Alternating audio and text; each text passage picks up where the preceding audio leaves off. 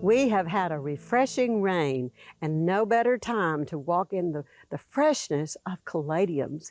I'm going to visit with Chelsea Halliburton in Clarksville, and she has the art of growing caladium down to a science. And Chelsea, I'm glad I got to come here again so I could see your caladium, and I want you to just start right out and tell us, give us an idea of what kind of caladium these are.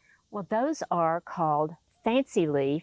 Candidum is their name, and fancy leaf means that it's a larger leaf caladium that grows 18 to 24 inches tall typically and has a heart shape, which is green and white, as you see. And it has some pinks mixed in, but White Christmas is another green and white caladium that has a lot more green. Well, that's a good choice. Now, how old are these bulbs?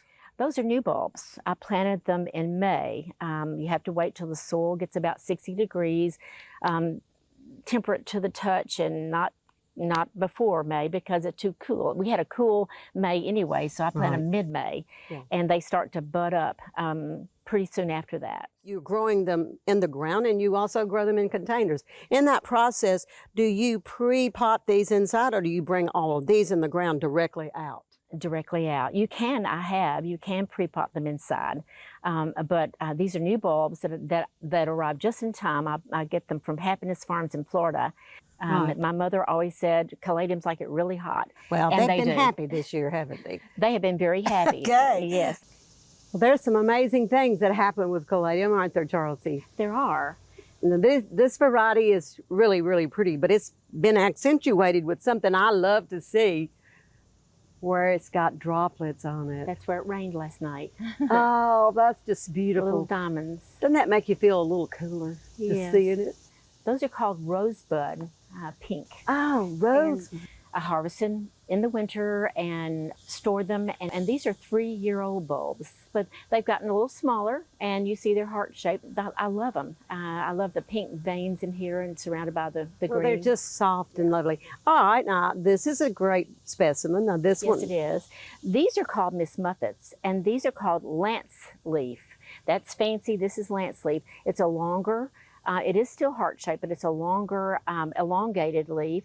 And these are first-year bulbs. They're 18 to 24 inches tall, as opposed to the taller fancy leaf. So this is in a pot of ivy, and I planted these begonias this year, but the ivy I keep from year to year. And this is really my favorite caladium. I love the dark pink polka dot, the chartreuse leaf, and there's a lot of different color combinations that can go with that. Yes. Although I think pink goes with it. I don't mind any color with any color. Right. Well, our eye can tell us that we're in a lush, shady, beautiful place, and we're going to talk about what a caladium want. What does it want to grow good? Tell us, Chelsea. Well, I have shade. They're extremely shade tolerant. These bulbs right here are at least 2 years old, maybe 3 years old, and this is they're easily planted, just maybe 2 to 3 inches under the earth, and they come up and are beautiful. And there are some sun-specific caladiums that you can order, but I don't need those. I need shade specific, and they are just lustrous in the shade. They love the humidity. They, as I said, they love the heat. They just perform well. When's it going to tell you I'm done? Probably early October, late September, early October, when it gets kind of glassy and glazy looking. Yeah, they get a little translucent, or they do. That's a good tip to know. Yeah. Do you have any kind of thing other than a deer that you look for bother your caladium? Because I live in the deep woods, when I plant the bulbs, sometimes I have some creature that digs up my bulbs, and I replant them. But anyway, or sometimes on top of the soil. They're so easy, they'll grow even on top of the soil. As I stand here under the shade of these beautiful dogwood trees, Chelsea, I know that this is a spectacular specimen. Tell us about this. This is called summer pink. It is a fancy leaf. As you can see, it's heart-shaped. It's a large fancy leaf. The bulb was as big as my fist.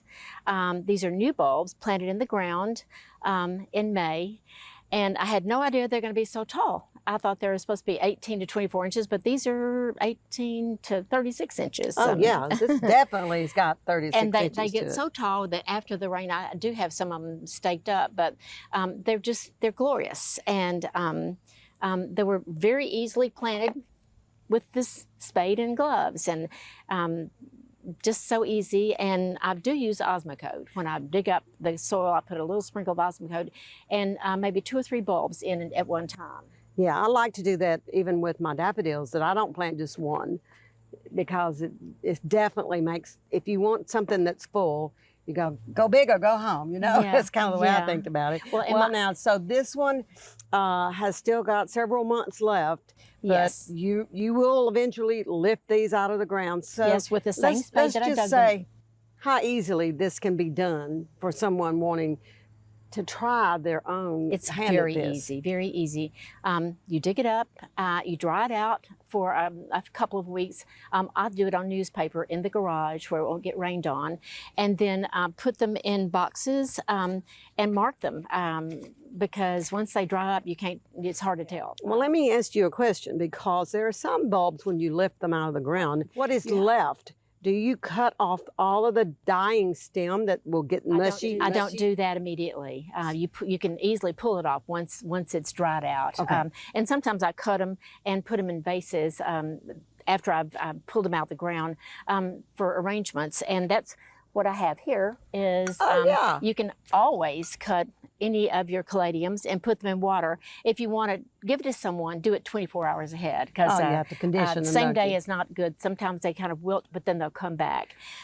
These I tried putting in water, and they're too big, and they didn't work well, but the Miss Muffets did great putting them in water. Well, you know, I appreciate the time here, and even though it's muggy, they love it. And Makes them happy. It does make them happy, but most of all, the lushness and they produce a serenity and calmness the Caladium does in our gardens, I think, at all times. And I think they're just beautiful. And my mother loved Caladiums, and that's what led me. I've been doing planting Caladiums and enjoying them for 30-something years. Well, you're doing the right joy. thing, and you had a good year, and I'm glad I'm here to see the fruits of your labor. And Thank it was you. very beautiful. Thank you. For inspiring garden tours, growing tips, and garden projects, visit our website at volunteergardener.org or on YouTube at the Volunteer Gardener channel, and like us on Facebook.